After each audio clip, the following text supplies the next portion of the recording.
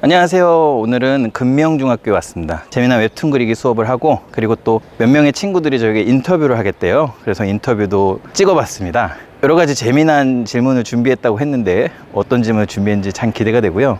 같이 한번 보시도록 하겠습니다.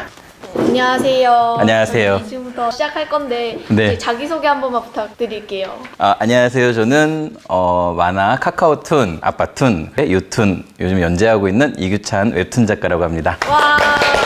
네. 그러면은 웹툰에 대한 질문 먼저 드릴게요. 조선일보에 연재하시는 작가님의 웹 제목을 보면 이규찬 작가님의 만화라는 제목이 아니라 현진 아빠의 아빠툰이라는 제목을 사용하시는데 그 이유가 뭔지. 조선일보는 주로 어린이, 특히 초등학생들이 봐요. 그래서 네. 초등학생들한테는 저희가 아빠뻘이잖아요. 네. 그리고 저희 딸 현진이하고 같이 격주로 번갈아 가면서 연재를 하고 있어서 현진이의 생활툰이라고 나가거든요. 네. 갑자기 이규찬 작가 하면 이게 두 사람의 관계가 네. 이게 딱 연결이 안 되잖아요. 매칭이. 네. 그래서 현진 아빠의 아빠툰 해서 나가고 그 밑에 보면 이규찬 웹툰 작가라고 이렇게 넣었어요. 예. 그러면은 작가님의 웹툰을 보다가 블로그에 올라와 있는 작가님 사모님을 배웠는데 네. 최근 웹툰에서 사모님은 노란 머리하고 계셨는데 사진 속 사모님 머리가 흑발이시더라고요. 네. 그 이유가 있을까요? 우리 와이프는 그냥 흑발이 아니라 네. 진짜 진한 흑발이고요. 근데 그 머리 색깔이요. 네. 약간 제 기분하고 관련이 있어요. 그러니까 제가 와이프랑 관계가 좋을 때는 밝은 색을 써요. 뭐 노란색도 쓰고 좀 밝은 갈색도 쓰고 좀 금색 같은 느낌도 쓰고 뭐 주황색도 쓰고 막 그래요. 네. 근데 이제 와이프랑 좀 사이가 안 좋잖아요. 그러면은 갈색, 검은색, 짙은 그 보라색 이런 식으로 머리 색깔이 바뀌어요. 나 이런 질문은 처음 받아봐가지고 왜 머리가 어떤 건 노랗고 어떤 건 뭐 검었고 이런데 네. 이게 관계가 있는 것 같더라고요. 근데 일본의 유명 만화 캐릭터들도 대부분 그 캐릭터의 성격이나 감정을 머리카락에 많이 이렇게 빗대서 표현하잖아요. 사실 얼굴이 다 비슷하니까 네. 머리 스타일도 뭐 거기서 거기고 그래서 저도 그런 부분들이 들어가 있지 않나 생각이 들어요. 네. 그러면 작가님의 또 다른 그림체를 볼 수 있는 기회가 있어갖고 작가님의 그림을 본 적이 있는데 확실히 웹툰에서 사용되는 그림체와는 달랐어요. 작가님 웹툰을 그리실 때 귀엽고 활동적인 그림체하고 약간 밝고 컬러풀한 색채 사용하시는데 이런 그림체 사용하시는 이유가 있을까요? 만화 그림체를 제가 사실은 일본 만화 스타일을 잘 그려요. 그러니까 네. 우리 친구들 좋아하는 뭐 미쿠라든지 프리파라, IM 스타일 이런 거. 그러다 보니까 일본 만화 그림체를 좋아하는데 얘가 약간 문제가 있는 거예요. 왜냐면 일본 만화 그림체를 내가 그려서 올리면 이제 청소년들이 올리면 와, 다 잘 그렸다. 와, 멋지다 이러는데 내가 올리면 아니 왜 남의 걸 따라해? 작가가? 뭐 이러는 거예요. 네. 그렇다고 옛날부터 계속 그렇게 해왔으면 또 사람들이 그렇게 안 볼 텐데 이걸 하면 저 사람이 이제 막 인기를 끌려고 그러는구나 이런 것도 있고 제가 옛날에 어떤 광고를 맡은 적이 있었어요. 저는 만화를 인터넷에만 올리는 게 아니라 회사 같은 데서 광고를 받아서 네. 그려주거든요. 칵테일을 파는 가게였는데 거기에는 어른들만 와야 되잖아요. 네. 청소년 갈 수가 없잖아. 근데 제가 그거를 약간 그림체를 일본 만화 그림체로 한 적이 있어요. 네. 그러면 사람들이 너무 좋아할 거다. 어른들은 보더니 뭐야 하고 버리는 거예요. 근데 지나가던 애들이 보더니 우와 나 여기 갈래. 여기 어디야? 술집이네.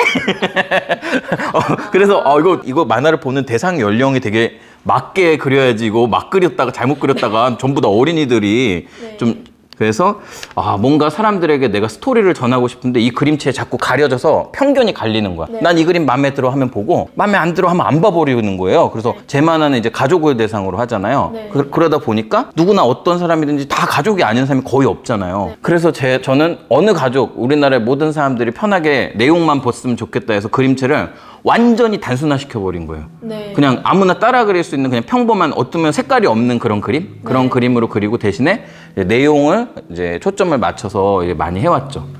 항상 카카오툰 연재하실 때마다 맨 마지막에 네. 내용에 따른 명언 넣어주시는데 아. 그런 명언도 어떻게 선정하시고 또 어떻게 찾으시는지. 그 명언이 사실은 그 만화의 핵심이거든요. 네. 근데 저는 일부러 명언이 있다라고 알려주지도 않아요, 잘. 원래 옛날에 명언을 친구들한테 보내다가 친구들이 자꾸 욕을 하는 거예요. 야, 이런 거 어디 가도 다 볼 수 있는데 뭐하러 보내? 막 이러면서. 그래서 그림을 그려서 같이 보내줬더니 친구들이 야, 화장실에 가면 있어. 이런 거 우리 회사에도. 그래가지고 제가 사실 안양에서 안양시민신문이라고 유명한 신문사가 있어요. 그 신문사에서 한 5년 넘게 만화랑 4칸 만화 작가. 네.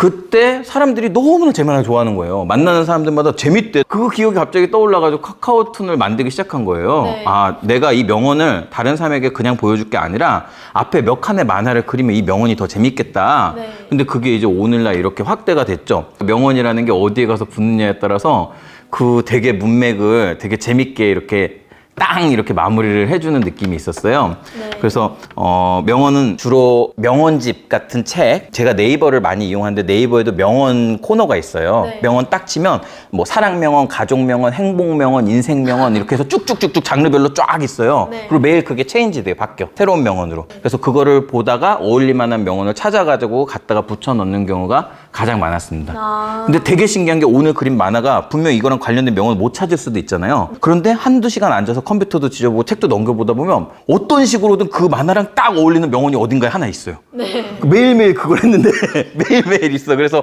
어느 순간부터 그런 두려움이 사라졌어요. 명언, 뭐 어울리는 명언을 찾아야 된다는 두려움이 없어지더라고요. 왜냐면 이미 좋은 말들은 다 만들어져 있고 내가 찾기만 하면 되니까. 네. 예. 작가님이 웹툰을 그리시는데 늘 거의 다 가족분들에 대한 이야기예요. 가족분들하고 함께 해서 웹툰의 스토리로 만들고 싶은 에피소드가 있다면? 우리 가족이 옛날에는 상당히 어렵고 힘들게 살았어요. 네. 그러다 보니까 굉장히 많이 힘들게 사니까 막 식비도 절약하고 또 돈도 안 쓰려고 막 옷도 물려받거나 얻어서 입고 중고로 구매하고 막 이런 시절이 있었는데 이제 지금은 전부 다 상황이 많이 좋아졌거든요. 나는 오히려 요즘 와서 절약에 대한 만화를 많이 그리고 있어요. 항상 옛날에 그 어려운 시절을 잊지 않고 지금도 우리 가족이 똘똘 뭉쳐서 그때처럼 사는 그런 것들에 대한 내용을 많이 표현을 하고 있어서 얼마 전에도 그 절약에 대해서 그 가족 간에 당연히 사랑하는 관계가 이제 형성이 되면 그 다음에 생활의 문제가 되잖아요. 네. 어떻게 보면 생활 공동체잖아요. 숟가락 하나 더 올리면 별로 그렇게 큰 돈이 안 되잖아요. 우리 집에 오고 싶으면 오세요. 언제든지. 별로 큰 돈 안 들어. 교육비가 좀 들겠지만 교육 시켜주면 되죠.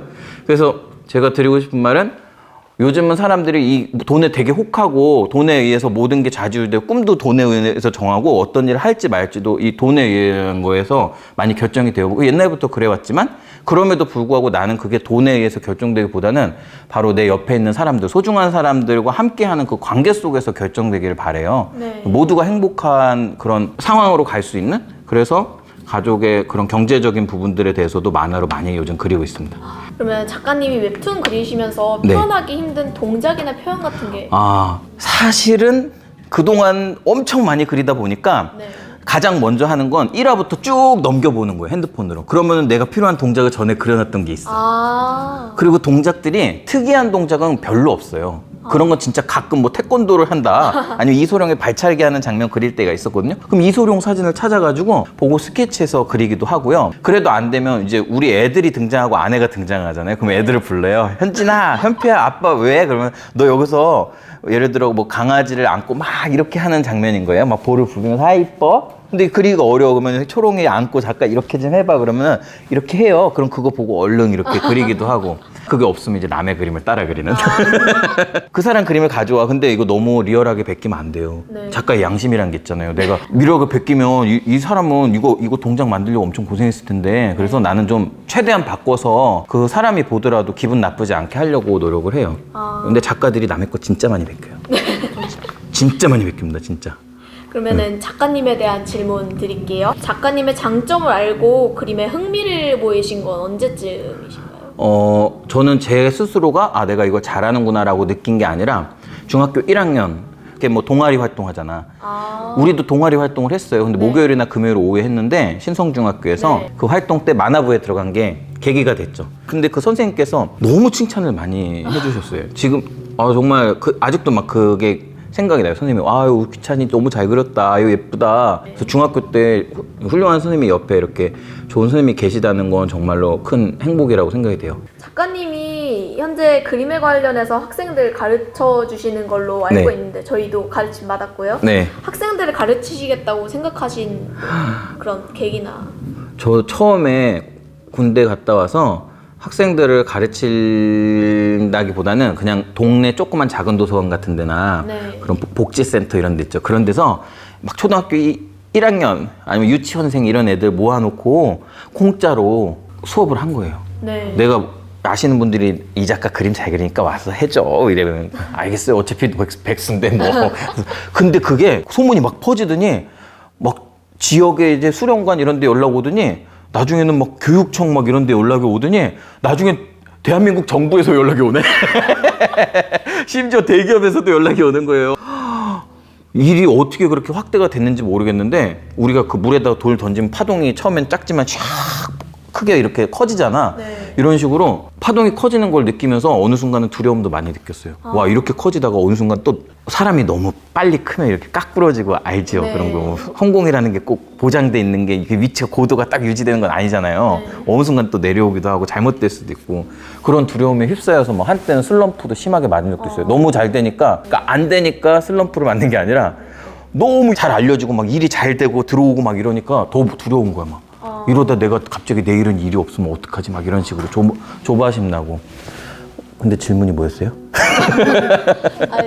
질문 잘 말씀해 주셨어요. 저희 그래요? 학생 가르치신 계기가 뭐. 그게 확대가 돼서 오늘날은 경기도 내에 네. 아마 500곳 넘는 학교에 가서 그 작가와의 만남이라든지 또 학생들 특강 그림지도 이런 거 해줬던 것 같아요. 마지막 질문인데요. 작가님의 따님도 웹툰 그리시는 걸로 알고 있는데 네. 작가님의 따님이 웹툰을 그리시게 된 계기나. 내가 옛날엔 좀 힘들게 살았어요. 네. 반지하에서. 근데 막 구두끈을 메고 있는데 우리 딸이 오더니 아장아도 오더니 어깨 툭툭 치면서 아빠 힘내세요 뭐 이래. 그러더니 아빠 나도 아빠처럼 전시회가 하고 싶어요 이러는 거예요. 그래서 네. 기회는 뺏지 않는다. 네. 기회를 준다. 잡는 건 네 자유. 그러면 우리 현진이가 좋은 그림을 그리도 좋고 아니면은 좋은 아이디어 전시회를 하고 싶으니까 어떤 전시를 하고 싶은지 아이디어를 아빠에게 얘기해서 아빠가 이거 좋다 생각이 들면 전시회를 할 수 있게 도와줄게요 라고 했어요. 네. 그런데 현진이가 어느 날 오더니 아빠 꽃별로 전시회를 할래요 이래요. 네. 그래서 꽃별이 뭐야? 그랬더니 꽃별은 지구인데 네. 외계인들이 부르는 이름이래요. 아. 그러니까 외계인들이 지구에 딱 착륙을 하면 공항에 들어가면 여권을 준대요. 네. 근데 여권을 우리가 내면 여행을 할 수 있잖아요. 네. 여권을 딱 입력하고 들어가면 아기로 태어난대요. 지구인으로. 왜냐면 외계인으로 돌아다니면 잡혀서 해부당하잖아. 네. 그 지구인으로 태어나면 한 80년에서 100년 정도 살다가 이제 죽으면 다시 그 공항으로 가는 거야. 영혼이. 네. 그럼 거기 있던 몸으로 들어가서 자기 우주선 타고 다시 다른 우주로 간다는 거지. 여행을 하러. 어른들이 되게 힘들게 사는구나라는 거 벌써 어린 나이에 알아버렸어요. 네. 그러니까 아빠한테 그런 거. 아빠 우리는 여기에 힘들려고 온 게 아니라 그리고 일만 하려고 온 게 아니라 재밌으려고 그리고 여행하러 온 건데 우리가 그걸 잊어버려서 힘들게 이렇게 살고 있는 거 아니냐. 그래서 나는 사람들한테 그 사실을 알려주고 싶다. 이걸 네. 그림으로 표현해서. 그 제가 머리를 진짜 딱 맞은 것 같았어요. 네. 와, 이거는 뭐 500만 원이 아니라 1000만 원을 들어서라도 이런 전시회를 하면 우리 딸도 물론 좋은 경험이 되지만 이걸 보는 사람들이 네. 진짜 용기가 되겠다. 그래서 그거를 전시회 작품을 같이 딸이랑 그 당시 너무 어려서 또 혼자 다 그릴 수는 없었어요. 네. 같이 도와주고 해서 작품을 만들어서 안양 석수도서관에다가 부탁을 좀 드려서 걸었었어요. 그때 했던 작품이 바로 이제 이거예요. 꽃별. 엄청나게 폭발적인 반응이 일어났죠. 네. 그 도서관에서 전시를 했는데도 막 신문 3, 40군데씩 나오고 뭐 세상에 이런 일이부터 뭐 여러 막 방송사 타고 그래서 저희 가족에게 되게 좋은 일이 많이 생겼고 이게 이제 시작점이 돼서 오늘날 이제 현지인은 전시회도 많이 하고 또 뭐 여러 홍보대사며 또 홍보 모델 또 이렇게 만화 작가로 네. 활동하는 그런 어린이가 됐죠. 네. 네. 감사합니다. 학생들의 질문이 너무 디테일하고 좀 재밌어가지고 이렇게 재미난 인터뷰를 한 거 오랜만인 것 같습니다. 아무튼 저희 방송 봐주셔서 감사하고요. 모두 건강하시고 이 가을을 즐겁게 행복하게 잘 보내시길 바랄게요. 저희는 다음 영상에서 만나겠습니다. 고맙습니다, 여러분. 안녕히 계세요.